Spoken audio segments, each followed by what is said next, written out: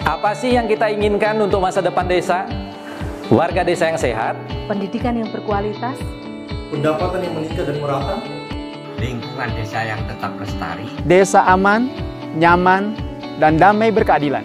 adat dan budaya desa terlindungi. Semua itu adalah cita-cita kita bersama melalui SDGs Desa. kita bergandengan dengan seluruh warga Sebin. Melangkah maju, mewujudkan cita-cita bersama. Desa-desa di Indonesia telah menapaki kemajuan. Gotong royong yang tetap terjaga. Fasilitas di desa semakin baik, pendidikan dasar mencukupi. Akan tetap kita tidak boleh lengah, sebab masih banyak tantangan yang menghadang. pengangguran pemuda desa. Pengangguran pemuda desa harus diatasi.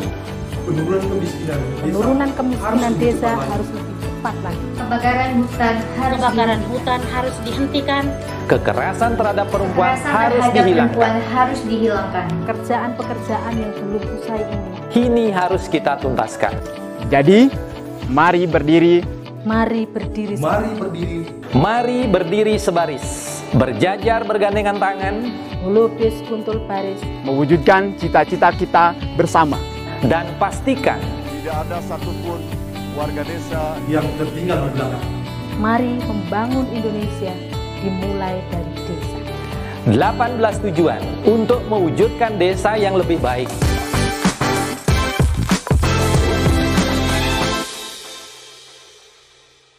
Acara ini didukung oleh Desa Pay, cashless-nya kerabat desa Indonesia, sebuah aplikasi pembayaran online.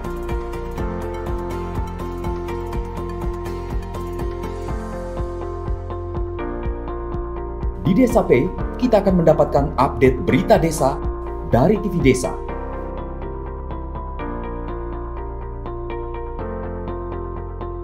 Unduh aplikasi Desa Pay segera.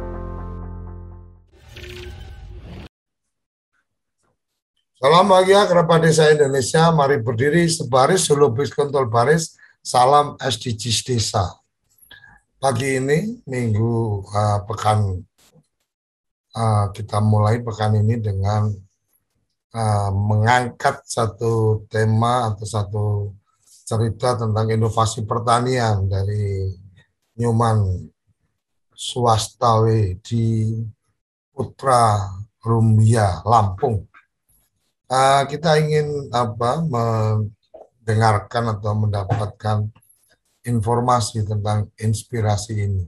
Tapi seperti biasa, sebelum kita ke tamu kita akan mendengar informasi terupdate dari Kapus Datin kita yang punya acara kita ini. Semoga sudah terhubung. Selamat pagi Gus Ivan. Selamat pagi, Gus Koco. Ini kayaknya Pak Nyoman belum terhubung ini ya. Iya, oke. Sambil kita tunggu mungkin ada update dari Gus Ivan. Kalau untuk untuk webnya itu ya, jadi sudah kami umumkan juga ini Koco kerabat desa sekalian bahwa pada hari Jumat itu ada masalah di Telkom. Telkom itu yang mendukung seluruh web dan aplikasi di Kementerian Desa dan beberapa kementerian dan lembaga lain. Persoalannya di DNS atau kalau kita sering kenal sebagai misalnya dashboard sdgs.kemendesa.go.id ya. Jadi alamat-alamat web ya.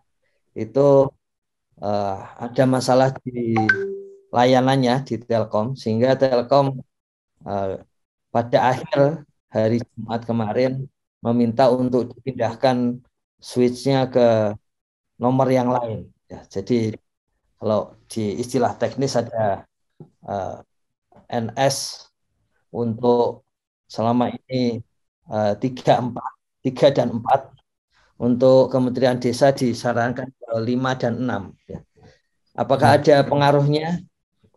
Sebetulnya aplikasi itu harusnya langsung jalan, tapi pada beberapa beberapa pihak itu ada case-nya, ada bekas-bekas yang lama. Jadi itu harus dihilangkan dulu, misalnya clear history selama seminggu, nanti bisa mengakses kembali. Ya.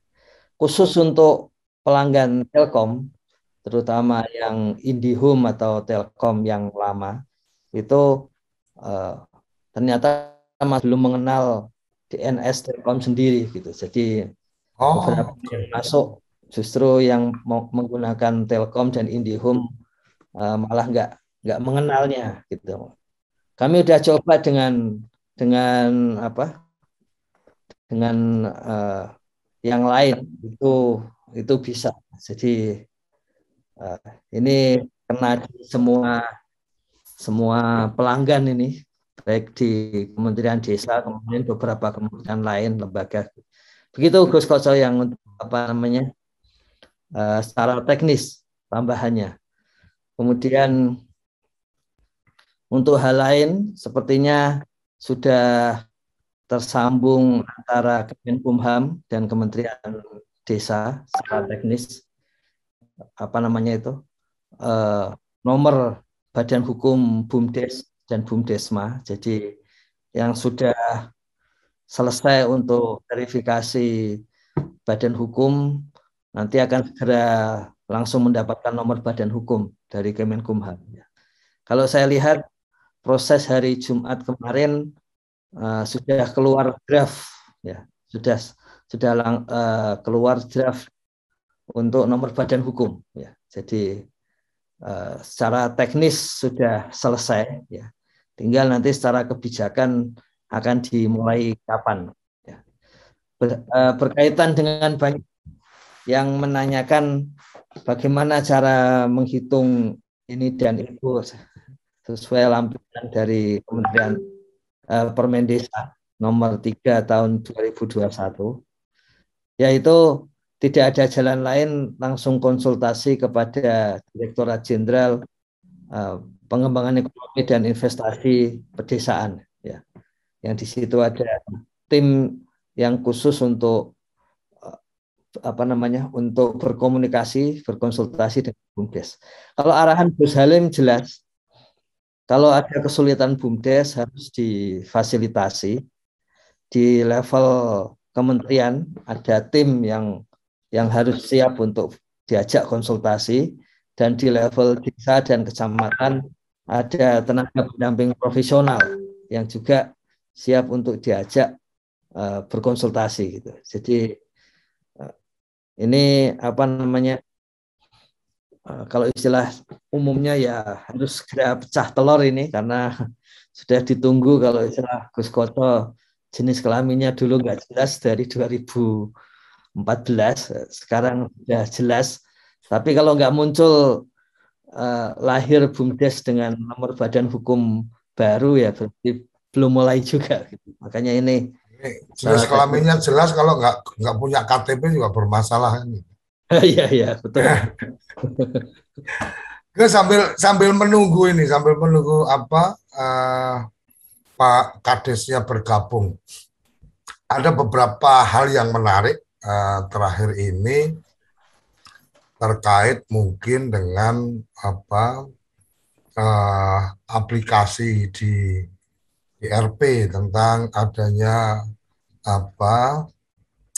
berita harian desa atau apa. Nah, ini mungkin bisa diberikan gambaran satu. Yang kedua, HDW, karena ini stunting ini kan kayaknya jadi bagian yang fokus pemerintah juga nih. Karena nanti di TV Desa kita juga menyiarkan rapat koordinasi sampai 3 sesi, jadi pagi, kemudian nanti siang, habis itu besok satu lagi itu dari koordinasi dengan teman-teman di ke Wapres, itu TV Desa merilis acara untuk rapat koordinasi masalah penanganan stunting. Nah, mungkin 2 hal itu tentang EHDW sama tentang EHDW mungkin lebih ke aplikasi ya. perkembangannya akan seperti apa, apakah teman-teman akan akan bisa memanfaatkan itu lagi. Kemudian tentang berita harian desa. Nih, silakan Gus, mungkin sambil menunggu nanti kalau sudah masuk kita langsung ke topik pagi ini. Silakan Gus.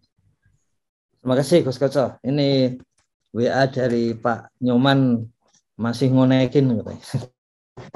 Jadi untuk apa namanya, ada menu baru yang berita harian desa. Itu sesuai dengan yang diingatkan dari Jumat kemarin oleh Gus Yaya Rohyana itu kalau nggak salah kan. Itu apakah pendamping yang selalu bisa setiap hari itu hanya melaporkan hal-hal yang khusus pendampingan gitu. Ya. Padahal ke desa tiap hari. Itu mengingatkan kami bahwa maksud dari Gus Halim itu memang tidak hanya hal-hal yang berkaitan dengan pendampingan. Tapi dengan seluruh hal yang berkaitan dengan desa, itu supaya dilaporkan sehingga bisa mengetahui kondisi desa sehari-hari. Hasrat untuk mengetahui kondisi desa sehari-hari hingga selalu terkoneksi dengan desa.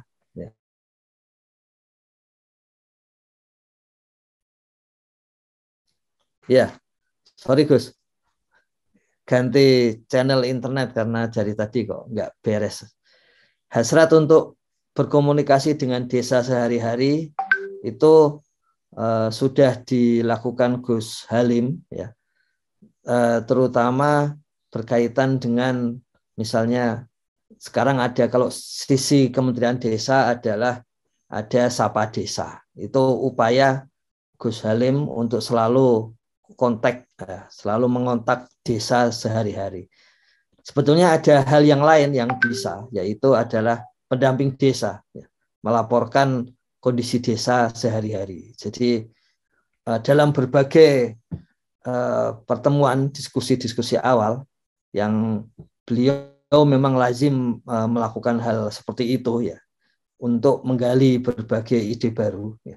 Itu bayangannya adalah kalau sampai ada hal penting di desa, tentu saja pentingnya ini pun penting menurut desa itu sendiri, gitu. Maka perlu disampaikan sampai ke kementerian. Misalnya ada kebakaran yang sangat besar di desa itu patut disampaikan. Atau di sana ada hal baru, ya, yang dikembangkan oleh desa, apakah itu pengairan atau apa saja gitu, itu juga dimasukkan. Makin lama pendamping akan makin terlatih untuk melaporkan keadaan desa.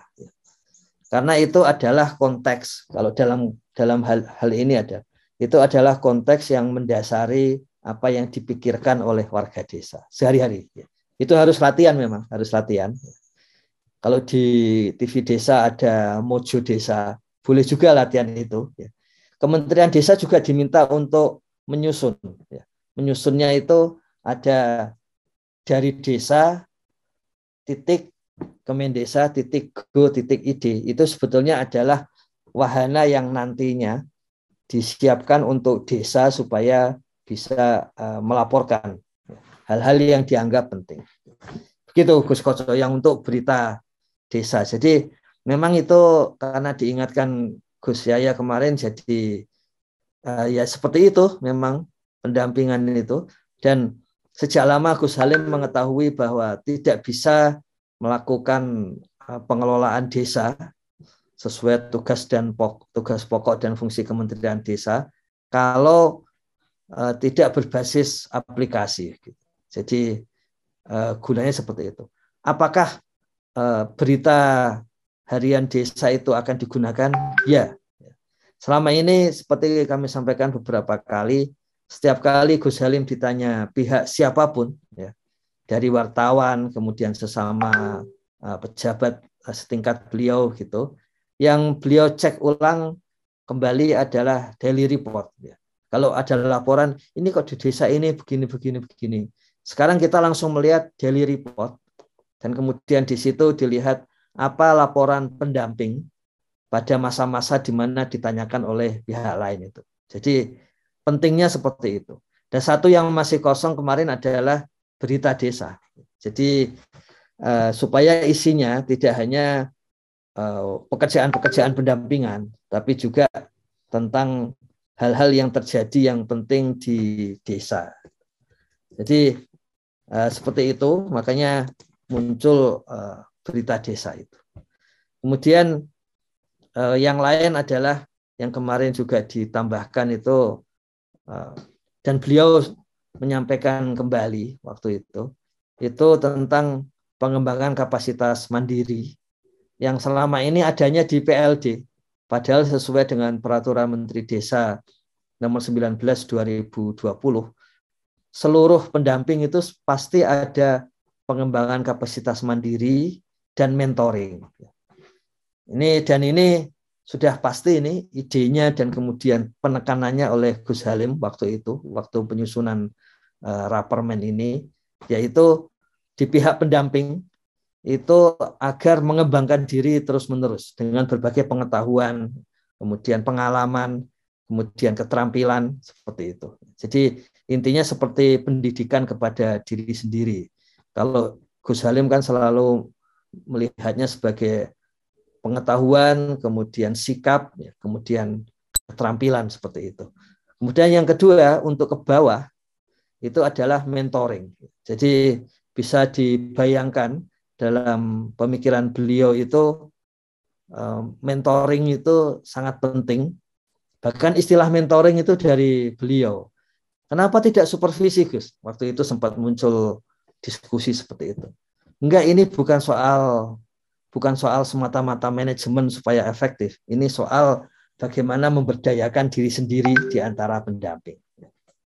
Makanya ada pertanyaan, oh kalau gitu luas sekali. Iya memang. Karena itu kemudian mendasari Gus Halim juga bahwa pendampingan desa itu generalis. Jadi ini masih ada yang menanyakan terus soal ikut sarapan SD desa itu masuk PKM apa enggak? Ya masuk. Melihat misalnya ya, kemarin saya melihat Pak Nyoman gitu ya.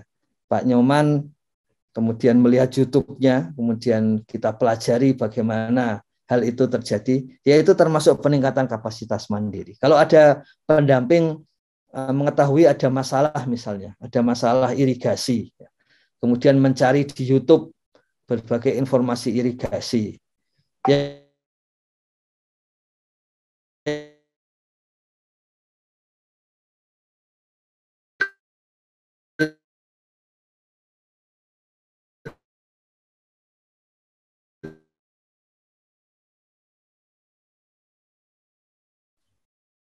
Halo Gus.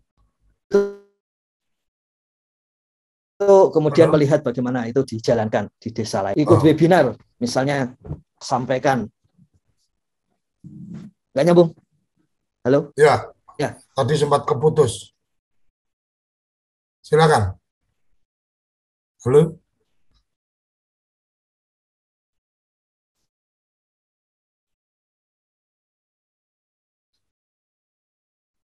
Sorry nih. Semuanya pakai Telkom jadinya ikut kena semua. Jadi seperti Gus Koco tadi sampaikan stunting ya, dan kemudian HDW berbagai rakor tadi. Kalau memang penting bagi desa dan kemudian pendamping mengikuti itu, yaitu termasuk PKM juga, peningkatan kapasitas mandiri juga. Jadi sangat luas, sangat bebas. Kami ceritakan kepada Gus Halim tentang yang kemarin kami sampaikan, ada pendamping yang mengikuti SDGs Institute itu, ada dikelola oleh Bappenas dan swasta gitu. Ya itu ya masuk juga. Ada juga yang membagikan e-book di WA Group, kemudian belajar dari e-book tentang SDGs begitu. Itu juga termasuk. Jadi enak sekali bagaimana upaya pendamping meningkatkan kapasitas itu sekarang dihargai, gitu. Dan jelas itu dihargainya. Dan tujuan utamanya sudah jelas. Yang pertama dulu kan supaya bisa P3K, ya. Dan P3K itu sekarang disadari sama dengan seperti masuk PNS di kementerian. Susahnya dan saingannya seperti itu. Jadi karena itu memang harus disiapkan sejak awal. Salah satu caranya ya pendamping sendiri ikut menyiapkan di samping di Kementerian Desa. Kemudian soal EHDW itu bentuknya itu semula adalah kerjasama.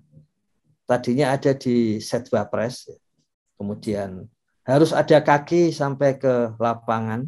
Maka kemudian di tahun lalu ada kerjasama dengan Kementerian Desa berkaitan dengan itu.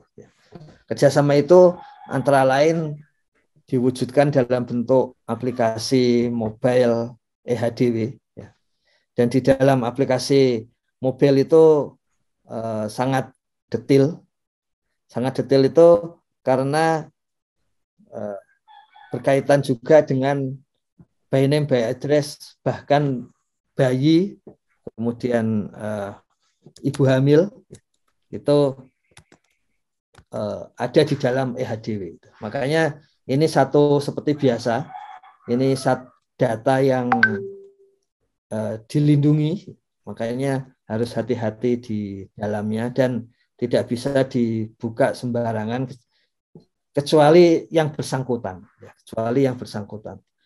Nah, kalau di dalam Permendes 21 2020 itu SDGs desa itu juga tidak boleh dibuka oleh yang lain kecuali yang bersangkutan. Tapi dalam Permendes disebutkan data itu milik desa, sehingga pemerintah desa masih boleh ya sesuai dengan peraturan itu untuk mendapatkan data by name by address dari SDGs desa.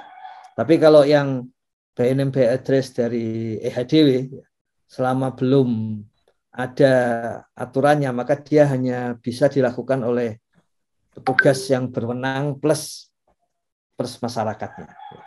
Jadi kalau menurut BPS itu BPS sendiri saja tidak berani untuk membuka data by name by address. Itu adanya di luar wilayah undang-undang statistik.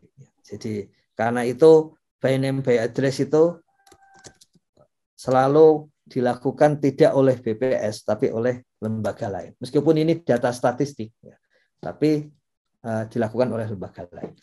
Nah, untuk waktu yang dekat itu Ditjen Pedesaan dan Pembangunan Desa dan Pedesaan akan menguatkan kerjasama dengan Setwapres berkaitan dengan stunting, termasuk di dalamnya adalah aplikasi EHDW, Human Development Worker. Ya, jadi seperti biasa dulu sempat diarahkan supaya jadi bahasa Indonesia begitu. Ya. Tapi selalu ya pada waktu itu keputusannya adalah HDW. Ya. Sebetulnya membacanya nggak boleh EHDW itu. EHDW sebetulnya seperti itu. Tapi ya sama seperti kita Procol, kita sebut dengan Procol gitu kan. Tapi kalau kita bilang Procol di warung malah orang nggak akan paham itu obat apa. Gitu. Ini juga sama. Kalau kita bilang EHDW malah nanti tidak komunikatif. Udah terlanjur dikenal sebagai EHDW ya itu saja. Begitu Gus. Saya kira bagus itu nanti kalau ikut relay ya berarti ya dari rakor. Ya. Ini Pak Nyoman sudah masuk tapi audionya belum join, sambil kita nunggu audionya join. Ya. Ada yang menarik ini dari apa yang disampaikan Gus Ivan tadi. Artinya selalu update teman-teman pendamping dan seterusnya. Saya malah kepikir kenapa Sapa Desa tidak di set atau di format sebagai sosial media community yang itu membershipnya adalah teman-teman dari Kementerian Desa, teman-teman dari pendamping profesional, artinya tampilannya mungkin jadi semacam kayak Facebook gitu, mereka bisa bikin grup tiap kecamatan, tiap kabupaten, dan seterusnya, dan kemudian ya mereka tinggal update status aja, update status lagi di mana, atau kemudian oh ini lagi ada kejadian luar biasa, umpamanya di desa ini ada sapi lahir dengan kaki cuma 2 umpamanya, atau mukanya mirip dengan tetangga sebelah dan seterusnya. Ini kan bersosial medianya dengan satu platform aplikasi komunitas akan menjadi lebih menarik kayaknya, Gus. Gimana, Gus? Menurut Gus Ivan ini, saya terus terang melihat bahwa platform seperti itu juga ada teman-teman artinya orang Indonesia yang mengembangkan itu, kayak dulu itu saling sapa itu kan menggunakan itu. Kemudian ada juga yang memang platform dari teman-teman yang menyediakan khusus untuk komunitas motor, kemudian di brand tertentu dari ATPM tertentu dia yang mensupport. Nah, mereka gabung di situ bisa saling bertukar informasi nih, motor-motor kuno onder deal-nya kan adanya cuma yang dari toko-toko onder deal masa lalu gitu kan, yang di kampung-kampung. Nah, itu dia juga bisa share, bisa jualan di situ gitu kan. Nah, kalau ini kan lebih pada kemudian setiap pendamping profesional itu kemudian cukup melakukan update yang dilakukan di diary report itu juga dia cukup dengan masuk di community aplikasi itu. Kira-kira gimana, Gus? Menarik nggak itu, Gus? Iya, iya. Jadi dulu kan sempat ada ruang desa ya. Apa namanya? Ya ditanyakan kembali oleh Gus Halim, kita bisa aktifkan itu lagi nggak? Karena itu bisa langsung semua pihak gitu. Saya kira nanti berarti perkembangannya akan mirip seperti Facebook misalnya gitu. Karena memang di ruang desa ada kamar-kamar sendiri waktu itu juga. Tapi itu kan harus dikelola ya, tidak sekedar harus ada tim pengelolanya, dan itu saya kira bagaimana itu bisa menjadi semacam ada badan pengelolanya supaya kontinuitasnya terjamin. Oke, Gus, ini sudah bergabung Pak Nyoman. Halo, selamat pagi Pak Nyoman. Pagi, Gus Koco. Iya. Gus Ipan. Suaranya kedengaran nggak, Gus Ipan? Udah kedengaran. Ini bangun telat gara-gara begadang atau gimana? Oke, Pak Kades, ini kita menunggu cerita tentang inovasi pertanian dari Pak Kades kita ini yang kita undang pada kesempatan kali ini. Silakan, mungkin bisa berbagi karena waktunya juga tinggal setengah ini, 30 menit. Silakan berbagi cerita tentang inovasi pertanian di desa Bapak untuk kemudian bisa jadi inspirasi ini untuk kerabat desa yang mengikuti acara ini. Silakan. Oke, siap Gus Ipan, Gus Koco. Nah kebetulan hari ini saya bersama Ketua Gapoktan di Petarundia dan Pak Lurah Mekarjaya sudah berinovasi. Gus Ipan, suara saya agak jelas nggak? Jelas. Lanjut. Nah ini karena ya di program inovasi desa yang ini itu tidak lepas dari semua bagian-bagian kayak Pak Lurah Mekarjaya, Pak Gapoktan, Ketua Gapoktan. Itu karena timbul masalah dan perbandingan ekonomi. Nanti Pak Ketua Gapoktan, sini bentar. Mungkin handphonenya agak dijauhin dikit, itu nggak apa-apa. Iya, nggak kelihatan. Iya, kalau handphone ruangnya terbatas. Gak apa-apa dah, nanti gantian aja, tinggal belok kanan, belok kiri gitu. Belok kanan, belok kiri. Nah ini, Oke. bagi Pak. Pagi-pagi. Silakan cerita, gimana ini ceritanya, inovasi apa ini pertaniannya? Nah ini nanti yang menceritakan di awal itu Ketua Gapoktan, istilahnya tensi sama masalah di lapangan. Nanti dilanjutkan dari Pak Lurah Mekarjaya, Wayan Swartika, analisisnya mengapa sampai terjadinya inovasi pertanian sprinkle. Nah, monggo Pak. Silakan. Nah. Oke, selamat pagi Pak. Pagi-pagi. Inovasinya apa nih? Saya Ketut. Ya. Saya Gabungan Kampung Mekarjaya. Sekaligus Ketua Paguyuban Gabuktan Kecamatan. Jadi bercerita sedikit Pak.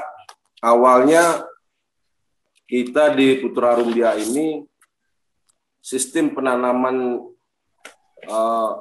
jagung singkong itu karena petani di sini mayoritas itu Pak. Oh, jagung singkong ya? Kita pakai sistem itu sistem masih tradisional. Jadi di setiap tahun itu kita hanya menanam singkong, dalam 1 tahun itu hanya 2 kali menanam, 2 kali penanaman itu di MT1 dan MT2. Singkong. Ya kita di awal itu di musim MT1 kita jagung. MT1 itu kita mulai di bulan 10 dan kita panen di bulan 1. Kan untuk di MT kedua kita sistem tradisional ini menanam ubi kayu. Dan ubi kayu itu kita mulai di bulan 2 dan kita panen di bulan 9. Nah, dengan pola penanaman seperti itu terus setiap tahunnya, jadi kita berpikir di Putra Rumbia ini berembuk sama kawan-kawan kelompok tani dengan Bapak Lurah. Bagaimana caranya kita ini dalam 1 tahun ini bisa panen menghasilkan itu 3 kali kan itu. Jadi MT1, MT2 dan MT3. Nah, lalu kita mengacu di komoditas jagung. Nah, kalau dihitung di Putra Rumbia ini hampir 80% itu petani. Dan itu 60%-nya itu petani jagung. Kita uji coba di sana, dan di MT1 kita mulai uji coba itu nanam jagung, masuk ke MT2 kita nanam jagung, dan MT3 kita mencoba nanam jagung. Tetapi banyak kendala yang kita temukan itu di MT3. Satu karena yang jelas cuaca, curah hujan yang istilahnya di musim kemarau kan sudah tidak ada, Pak. Paling sekali 2 kali.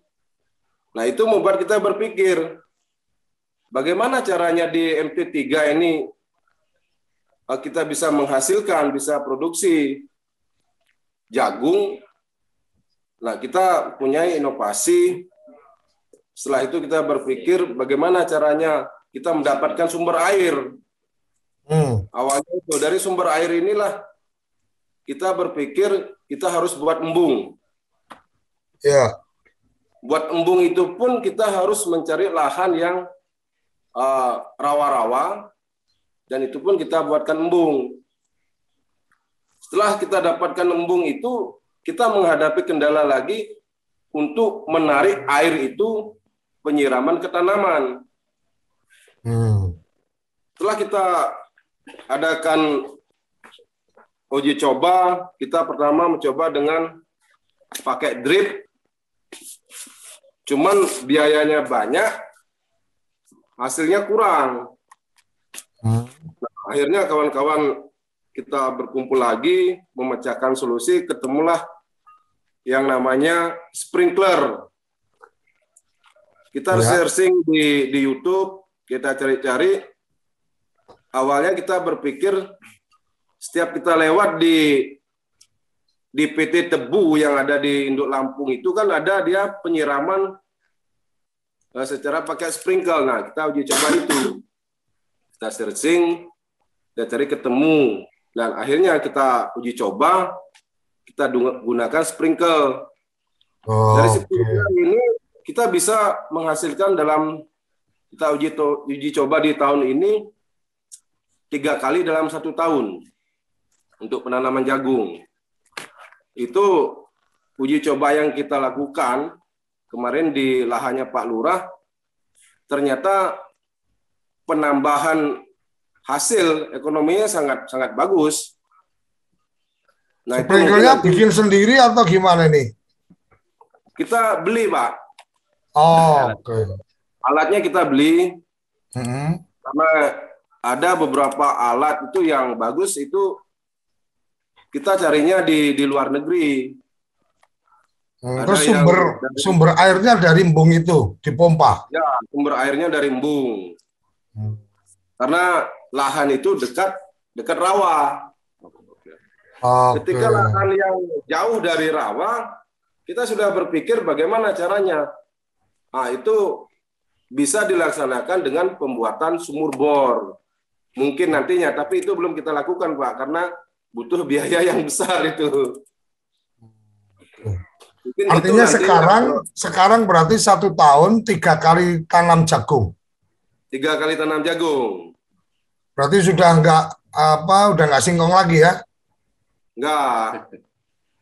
Oke. Karena penghasilannya kita di jagung untuk saat ini sangat bagus, Bang.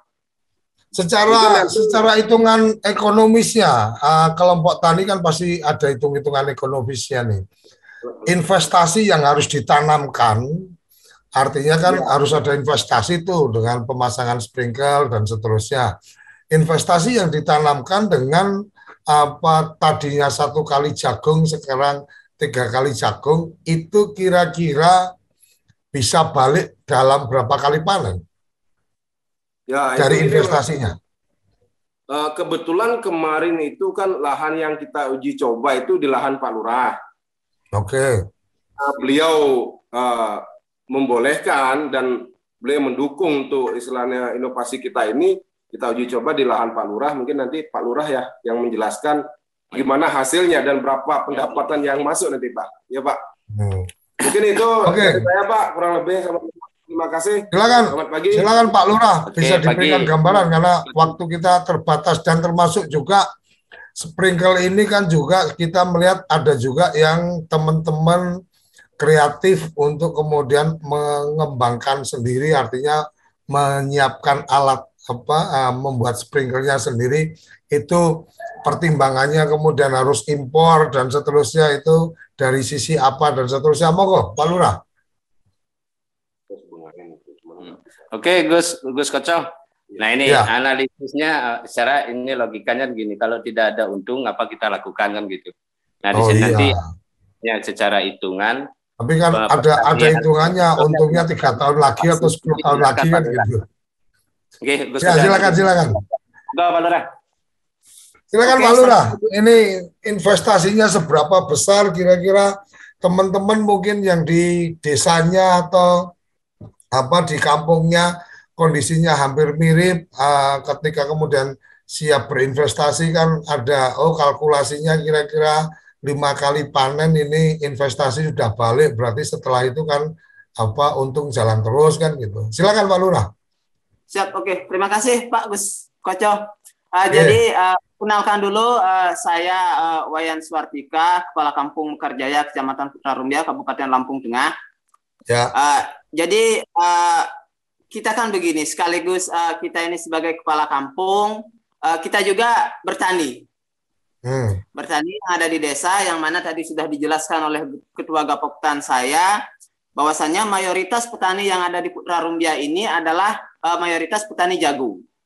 Nah, itu dulu saya jelaskan dulu, tetapi pola pertanian seperti yang disampaikan oleh Ketua Gapoktansa tadi, itu adalah pola petani tradisional, yang mana kita hanya mengandalkan curah hujan dari atas. Setelah itu, kita ngobrol-ngobrol, karena pola tadi yang tradisional itu tadi hanya kita, penanaman jagung itu hanya 1 kali, kemudian setelah musim tanam kedua, kita melakukan penanaman singkong. Nah, dengan harga jagung yang sangat lumayan pada saat tahun ini, jadi kita berpikir, bagaimana cara kita meningkatkan ekonomi kita, kemudian kita bisa menanam jagung sampai dengan dalam 1 tahun ini kita bisa melaksanakan penanaman jagung sampai dengan 3 kali. Sehingga kita ngobrol-ngobrol dengan teman-teman Gapoktan, dengan teman-teman pendamping, dengan teman-teman kelompok tani, searching di YouTube seperti yang disampaikan Ketua Gapoktan kami tadi, ketemulah teknologi sprinkle. Di awalnya memang Ketua Gapoktan saya sudah pernah melakukan inovasi membuat sprinkle sendiri, tetapi jangkauan semburnya ini sangat pendek sekali. Nah, ini yang jadi masalah, sehingga kita cari lagi di YouTube, ada teknologi sprinkle yang dia mana sprinklenya ini memang impor, ada yang dari Cina, bahkan ada yang dari Itali. Dengan jangkauan sembur, jari-jarinya saja kita mampu semburannya di angka 25 sampai 30 meter. Nah, berarti diameternya kita putaran ininya ya, putaran airnya ya, sampai 25 meter. Kalau jari-jarinya dia ketemu 20 sampai 25 meter, kalau dia diameternya sekitar 40 meter sampai dengan 45 meter. Artinya ini sudah lebih efisien, walaupun memang harga sprinklenya ini lebih mahal sih sebenarnya. Nah, setelah itu kita coba uji coba, kita beli teknologi sprinkle ini, kita uji coba di lahan saya, dan ini memang ternyata bisa membuktikan bahwa kami yang tadinya sebelumnya ini hanya bisa melakukan penanaman jagung dalam 1 tahun itu hanya 1 kali atau 2 kali, untuk dengan teknologi ini kita bisa penanaman jagung sampai dengan 3 kali. Nah, artinya kita hitung investasinya itu 1 kali pemanenan dari keuntungan ini bisa kita investasikan dulu ke sprinklenya dulu. Karena di analisa kami dengan harga jagung yang memang lumayan bagus pada tahun ini, ya dengan tonase sekali tanam per 1 hektarnya itu adalah 8 ton dikali dengan 3.000 sampai dengan 3.500, kemudian biaya operasionalnya kami hitung-hitung sekitar di angka 10 juta, ada keuntungan 14 juta yang kami peroleh 1 kali tanam itu, Gus. 14 juta 1 kali tanam, artinya 1 musim tanam itu untuk 1 hektar. Pertanyaan berikutnya, Pak Kades, 1 hektar itu butuh investasi berapa banyak titik sprinkle, kemudian itu kira-kira angkanya berapa? Kalau investasi 1 sprinklenya itu kita investasikan di angka 10 sampai dengan 15 juta. Karena ada biaya tambahan lagi, selang yang kadang-kadang dia agak jauh dari penampungan air atau embungnya, itu kita ada tambahan lagi untuk investasi ke sana. 1 hektar butuh berapa titik, atau angka tadi itu untuk kebutuhan 1 hektar? Hanya 1 sprinkle saja, Gus. Tapi polanya kita hanya pemindahan saja. Misalnya 1 titik nih. Karena jangkauannya tadi dia per jari-jarinya saja. Jari-jarinya saja kita sudah mampu di angka 20 meter kalau diameter. Tetap ada ada tenaga manual untuk memindahkan titik-titik itu supaya dengan 1 alat itu kemudian bisa nyiram semua. Tidak kemudian ini dalam 1 luasan dengan beberapa titik jam berapa langsung muter semua gitu, enggak ya? Enggak. Artinya setelah tetap melakukan proses pemindahan kita. Berapa tadi satu unit sampai berapa angkanya? 10 sampai dengan 15 juta. Artinya sekali musim tanam, untung 1 kali musim tanam sudah bisa menutup biaya investasi dah. Iya. Benar. 1 kali tanam keuntungan kita investasikan ke sprinkle, tapi untuk di penanaman berikutnya nanti kita sudah tak memikirkan betul. peralatan lagi. Artinya kita langsung bisa pakai itu saja. Itu angka 14 sampai 15 juta itu sudah termasuk mesin pompanya atau belum? Sudah komplit. Sudah dia pakai mesin pemadam kebakaran, mesin pompanya dengan kapasitas 8 HP. Oke, berarti ini luar biasa. Cuma yang kemudian menjadi menarik adalah berarti kan tentang bagaimana ketersediaan air. Ketika kemudian teman-teman itu tertarik semua dengan luasan yang puluhan hektar dan seterusnya, mungkin nanti ketersediaan air untuk embung dan seterusnya itu menjadi satu pemikiran yang lain. Walaupun saya nggak tahu persis ini posisi lahan di kampung di sana, itu kalau memang di sana ada juga area rawa dan seterusnya, ya mungkin itu bisa menjadi stok untuk mengisi embung yang di sekitar dari area area pertanian itu. Kira-kira gitu ya Pak Kades? Ya, benar. Jadi gini, memang dengan kita menerapkan pola teknologi sprinkle ini, artinya ini tidak bisa diakses oleh semua petani jagung yang ada di tempat kami.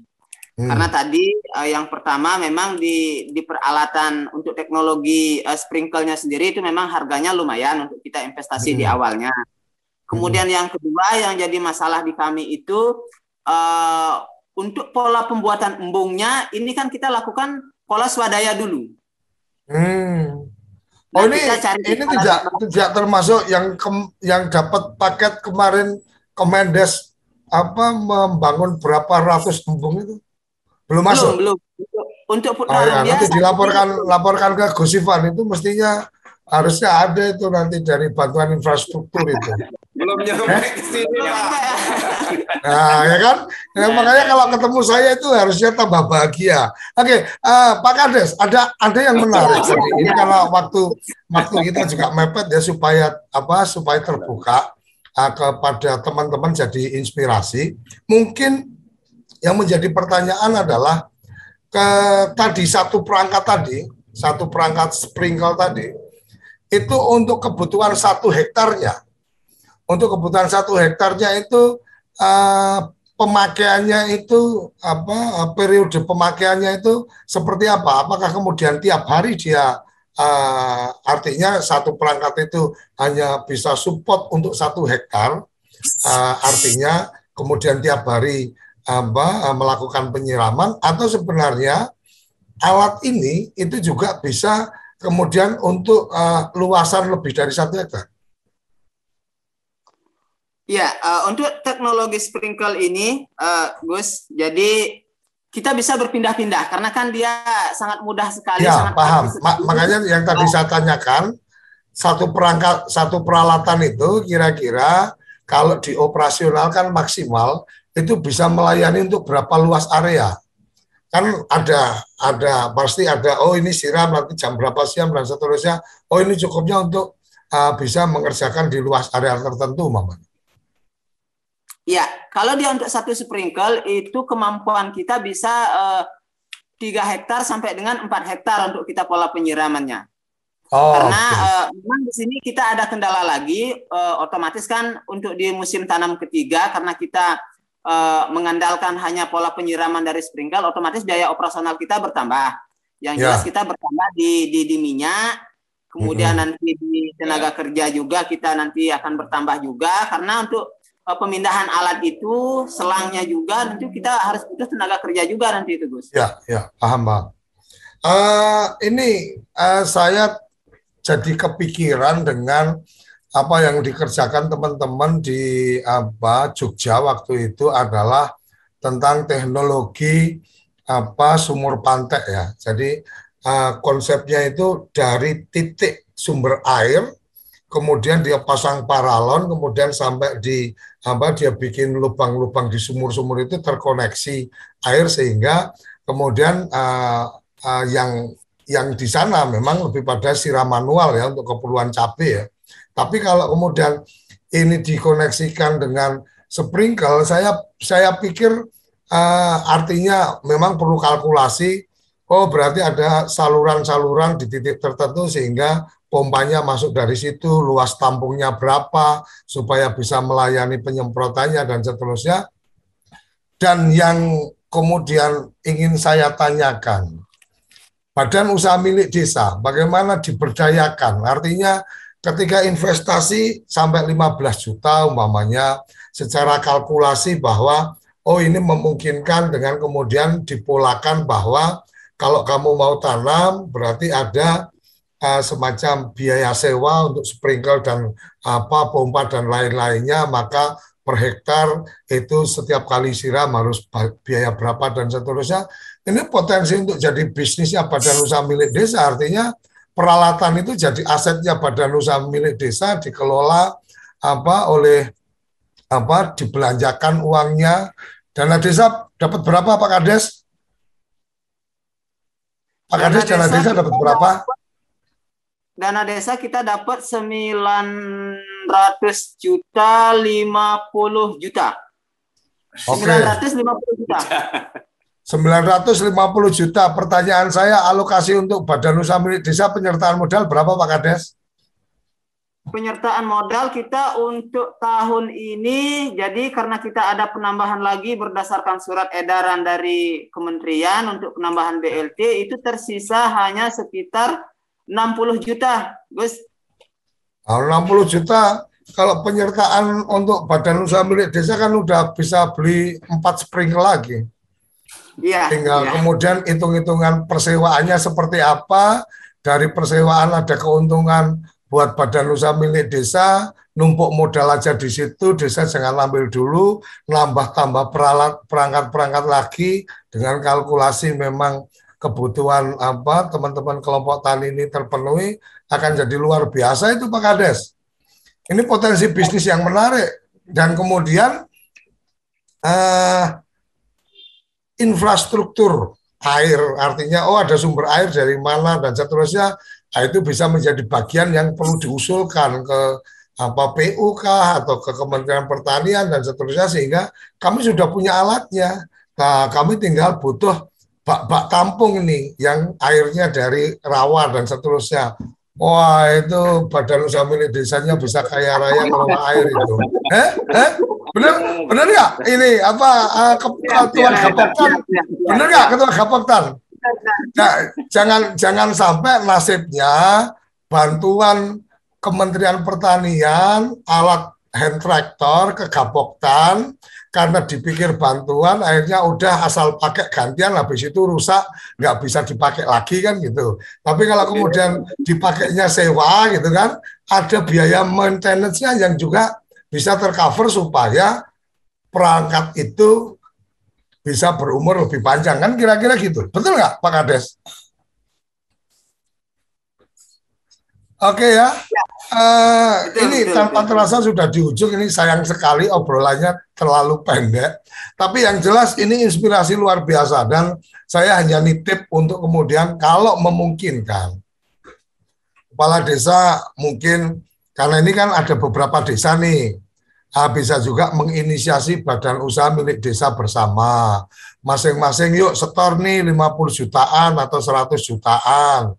Ajak undang teman-teman dari Dinas Pertanian, kami sudah kembangkan kayak gini, ajak teman dari PU, kami sudah kembangkan kayak gini, tolong diberikan masukan ke kita apa yang perlu, kemudian dengan mendukung supaya ini efisien dalam konteks bagaimana mengoperasikan dan seterusnya. Mereka akan punya ahli-ahli teknik. Oh, ini bisa diambil dari sini. Oh, cara efisiennya seperti ini. Oh, nanti Dinas Pertanian membantu ini. Oh, Dinas PU-nya membantu ini. Sampean infrastrukturnya nggak perlu keluar duit dari desa, tapi desa sudah siap dengan investasi untuk berbisnis irigasi lah, berbisnis irigasi bahasanya kan. Kalau irigasi kan, kalau untuk padi kan memang harus banyak, kalau untuk jagung kan nggak terlalu banyak dan seterusnya. Kira-kira itu karena sudah hampir di ujung, ada yang ingin disampaikan Kepala Desa, Ketua Gapoktan atau dari yang lain? Silakan, mumpung masih ada waktu. Mungkin ada pesan khusus ke Kementerian Desa. Oke, nah ini saya dari pendamping lokal desa. Nah ini dari teman-teman Kepala Desa Pak Kades ini adalah pendobrak, salah satu penggerak. Karena karakter gini, Gus Koco. karakter di kampung itu kan masyarakat tuh lebih percaya dengan kenyataan daripada teori. Iya, Makanya betul. orang-orang ini adalah motivator awal sebagai percontohan. Nah, kalau dari Pak Lurah Mekarjaya dan Pak Ketut Aribawa sebagai Ketua Gapoktan Rumbia sebagai contoh, dan produksinya, selisihnya, kalau cara tradisional hitung-hitungan kita itu 23 juta hasil laba bersih, dan menggunakan inovasi pertanian modern itu 42 juta. Lumayan selisihnya dalam 1 tahun. Nah, mudah-mudahan program dari pemerintah pusat kan pengentasan kemiskinan, apalagi bisa sinkron dengan badan usaha milik kampung. Gitu. Ya. Nah, di situ intinya kan yang bisa 1 juta menciptakan lapangan pekerjaan, Gus. Ya. Karena pada dasarnya dengan petani jagung dan ubi kayu itu selisihnya permodalannya 5 juta, sedangkan di tenaga kerja manusia itu selisih sekitar 2.700.000 ya Pak Beng, 2.700.000. Tapi intinya gini juga, Gus Koco, saya kan sebagai mediasi dan sebagai fasilitator, sebagai pendamping, itu tidak lepas dari bapak-bapak TA kabupaten, kayak Pak Nanang, Pak Julius, Mbak Atun. Ada satu yang masih ingat sampai hari ini, itu di saat kunjungan lomba kampung di Kampung Rantau Jailir, itu Pak Pur, Kadis PMK, Kabit PMK bagian ekonomi, dan Mbak Atun bagian pengembangan ekonomi desa, itu menyebutkan salah satu kata-kata yang sampai hari ini saya tidak bisa lupa.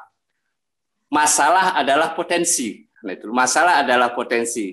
Nah, kebetulan orang-orang ini adalah orang-orang yang sebagai contoh di masyarakat untuk pergerakan perbaikan ekonomi. Nah, makanya dari situ, dari pelatihan-pelatihan diberikan dari TA Kabupaten, Pak Sunarto sebagai Camat Kota Rumbia, semua instansi di situ, saya berusaha sebagai pendamping, sebagai mediasi dan fasilitator untuk peningkatan ekonomi. Tanpa dukungan dia orang, saya juga bukan apa-apa gitu.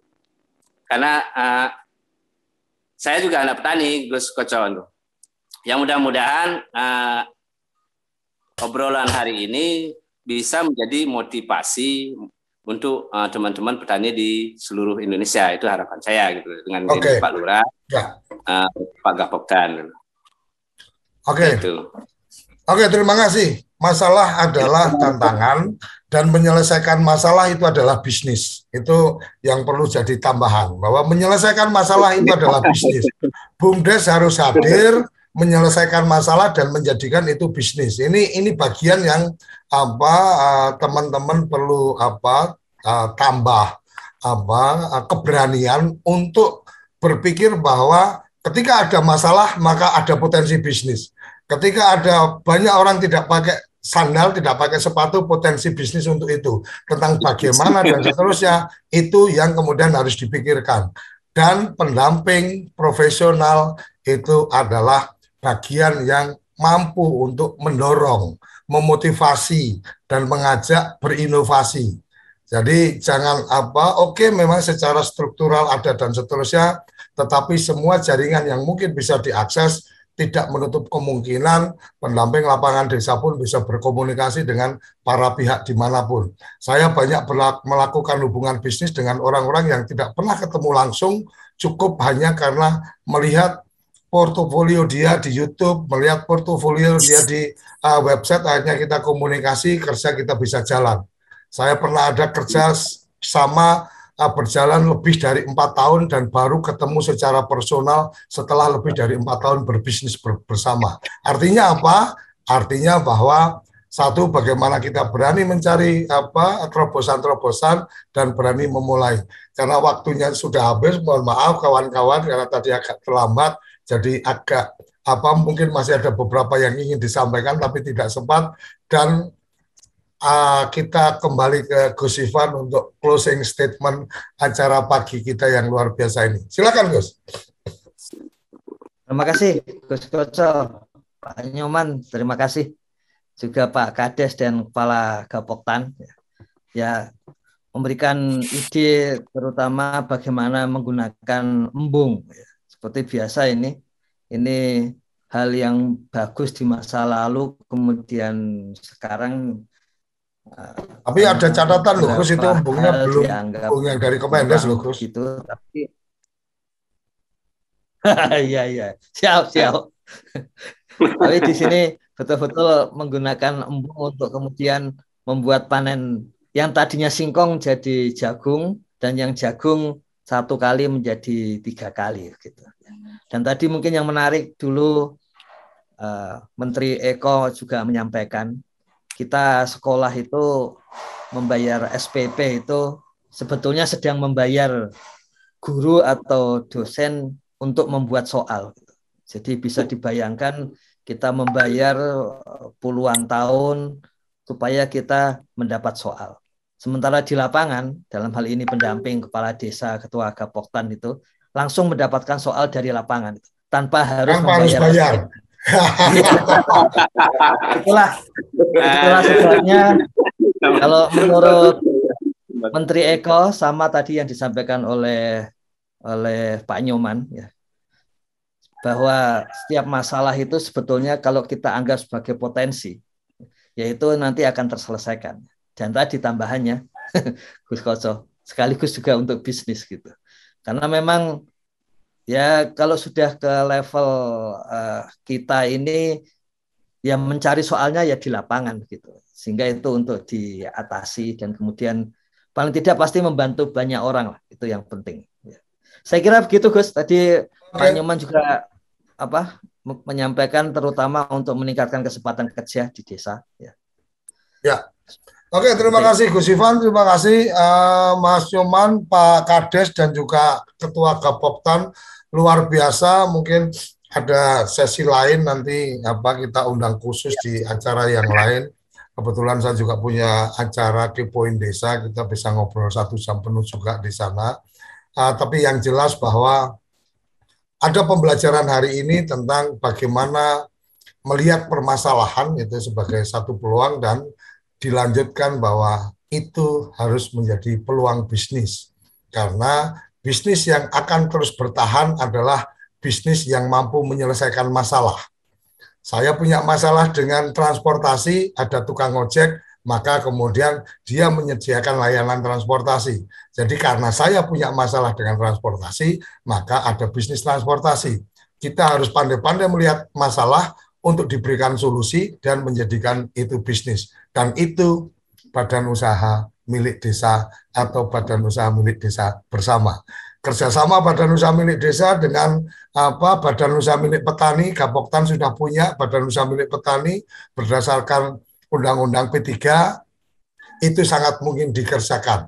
Jadi entitas bisnis, badan usaha milik petani, badan usaha milik desa berkolaborasi akan luar biasa, apalagi nanti didukung oleh teman-teman dari badan usaha milik negara. Kira-kira itu yang bisa saya tambahkan dalam pertemuan sarapan SDGs kita pagi hari ini. Salam bahagia kerabat desa Indonesia. Mari berdiri sebaris, ulubis kuntul baris, salam SDGs desa, salam desaisme. Terima kasih. Apa sih yang kita inginkan untuk masa depan desa? Warga desa yang sehat, pendidikan yang berkualitas, pendapatan yang meningkat dan merata, lingkungan desa yang tetap lestari, desa aman, nyaman, dan damai berkeadilan. Adat dan budaya desa terlindungi. Semua itu adalah cita-cita kita bersama melalui SDGs desa. Bergandeng dengan seluruh warga sedunia. Melangkah maju, mewujudkan cita-cita bersama. Desa-desa di Indonesia telah menapaki kemajuan. Gotong royong yang tetap terjaga. Fasilitas di desa semakin baik, pendidikan dasar akan tetap kita tidak boleh lengah, sebab masih banyak tantangan yang menghadapi. Pengangguran pemuda desa harus diatasi. Penurunan kemiskinan desa harus lebih cepat lagi. Kebakaran hutan harus dihentikan. Kekerasan terhadap perempuan harus dihilangkan. Pekerjaan-pekerjaan yang belum usai ini kini harus kita tuntaskan. Jadi, mari berdiri. Mari berdiri.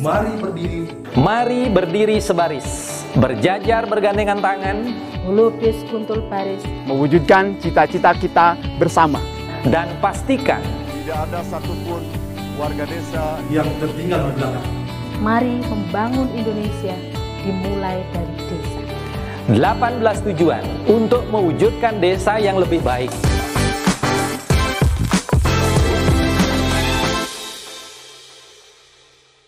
Acara ini didukung oleh Desa Pay, cashless-nya kerabat desa Indonesia, sebuah aplikasi pembayaran online.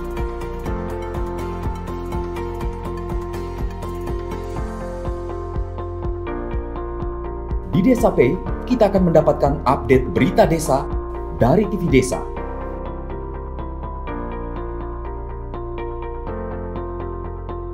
Unduh aplikasi Desa Pay segera.